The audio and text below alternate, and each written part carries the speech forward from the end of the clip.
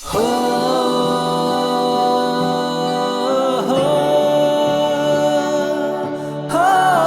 আমার ডিভোর্স দিয়ে দিছস না? তুই আমার ডিভোর্স দিয়ে দিছস না? আমি দেখতে চাই তুই আমার থেকে কোন বেটারটা পাস আমার লাইফ থেকে যাওয়ার পরে। এই দুনিয়াতে অনেক ভালো মানুষ আছে, তোমার থেকে ভালো মানুষ আমি পেয়ে যাব। যে মানুষটা আমাকে রেসপেক্ট করতে পারে না সেই মানুষের সাথে সংসার করার থেকে না করা অনেক ভালো। আমি সারা জীবন একা থাকবো, তাও তোমার মতো মানুষের সাথে আমি সংসার করতে পারবো না। আমার বাচ্চাকে আমি একাই মানুষ করতে পারবো। ঠিক আছে, তুই একা থাকবি, যা তুই একাই থাক, যা যা যা, তোর আমি ছেড়ে দিলাম, যা একা থাক, যা।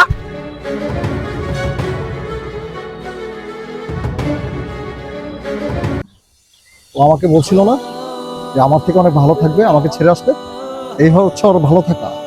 আইসক্রিম বিক্রি করে করে রাস্তা রাস্তা ঘুরে ঘুরে টাকা কামাচ্ছে।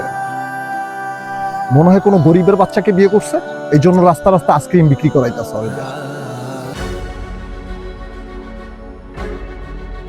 এই আপু, আইসক্রিম আছে? জি ভাইয়া আছে। কি আইসক্রিম লাগবে? কোন আইসক্রিম কত? 100 টাকা। কি? কোন আইসক্রিম এত দাম?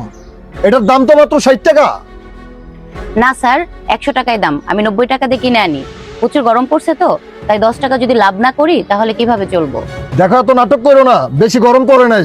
60 টাকা করে হলে কও, তাহলে 5টা নিব, আর নাহলে বাদ দাও। না স্যার, আমি পারবো না। লাভ ছাড়া তো আমি ব্যবসা করতে পারবো না। এই আইসক্রিম গুলি আমার অনেক কষ্ট করে যেয়ে আনতে হয়।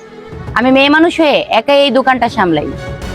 দেখো, এত কথা শোনার টাইম নেই, 60 টাকা দিলে দাও, আর নাহলে আমি গেলাম। স্যার দাঁড়ান, রাগ করেন না। আমার ছেলে খুব অসুস্থ, আইসক্রিমটা নিয়ে যান। আমার ছেলের জন্য ওষুধ কিনতে হবে। কি? আপনার ছেলে অসুস্থ মানে? আপনার ছেলে কি হয়েছে? আমার ছেলের 2 দিন ধরে জ্বর, বেচা কিনা হচ্ছে না, তাই আমি ওষুধও কিনতে পারছি না। আপনি একটু নিয়ে যান না স্যার, আমার ছেলে খুবই অসুস্থ। আপনি নিলে ওষুধগুলো নিতে পারবো আমি।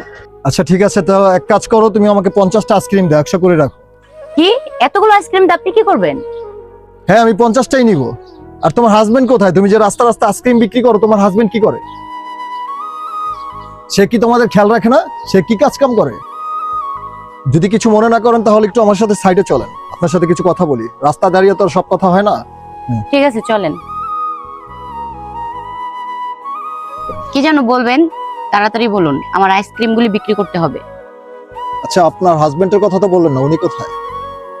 আমার হাজবেন্ডের সাথে 3 বছর আগে আমার ডিভোর্স হয়ে গেছে। আচ্ছা, ওর কথা বাদ দেন, আমার আইসক্রিম প্যাকেট করতে হবে না, আমি যাই। হ্যাঁ, আইসক্রিম তো নিব, যেহেতু তোমার হাজবেন্ড নাই, আমি 120 টাকা করে দিব আইসক্রিমগুলো প্যাকেট। না না স্যার, আপনি 120 টাকা কেন দিবেন? আমার আইসক্রিমের যা দাম আপনি ওইটাই দেন, আমার বাড়তি টাকার দরকার নেই। আপনি তো অনেক ভালো একটা মেয়ে, কারো দুর্বলতার সুযোগ নেন না। মনে হয় আপনার হাজবেন্ডেরই দোষ ছিল, এই জন্য আপনি ডিভোর্স দিয়েছেন।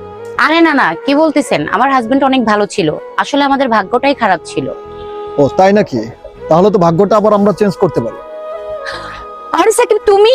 হ্যাঁ, আমি তো কখনো স্বপ্নেও ভাবি নাই যে তুমি রাস্তাঘাট আইসক্রিম বিক্রি করে খাবা। কেন, তুমি কি ভাবছো আমি অন্য একটা পুরুষকে বিয়ে করে সারা জীবন সুখী থাকবো? এটাই ভাবছিলা না? এটা তুমি ভুল ভাবছিলা। আমি তোমাকে ভালোবাসতাম, আমি সারা জীবন তোমার ভালোবাসা নিয়ে বাঁচতে চাই। নূপুর, তুমি আমাকে এখনো ভালোবাসো? আসলে আমাদের ইকোর কারণে আমাদের লাইফটা এরকম এলোমেলো হয়ে গেছে। আসলে আমরা দুজন আবার এক হয়ে যাই। তুমি পারলে আমাকে মাফ করে দাও না নূপুর। আমি বুঝতে পারছি পুরুষ মানুষের বউ ছাড়া পুরো জীবনটাই অচল। আমরা কিভাবে এক হব? তোমার আমার তো ডিভোর্স হয়ে গেছে সাকিব। ডিভোর্স হয়েছে তো কি হয়েছে? আমি তো এখনো কোনো মেয়েকে বিয়ে করিনি, তুমিও বিয়ে করো না, আমিও বিয়ে করিনি। তাহলে আমরা এক হলে সমস্যা কিসের? আর আমি এখনো তোমাকে অনেক ভালোবাসি, আর আমার মনে হয় না যে আমি তোমার মতো আর কোনো মেয়ে পাবো। আমি চাই আমার জীবনের শেষ নিঃশ্বাস পর্যন্ত তোমার সাথে থাকতে।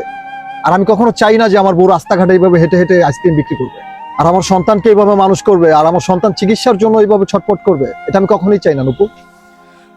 প্লিজ নূপুর, তুমি আমাকে মাফ করে দাও, আর তুমি আমার জীবনে ফিরে আসো প্লিজ। জান, আমি তোমাকে আগের মতোই ভালোবাসি এখনো।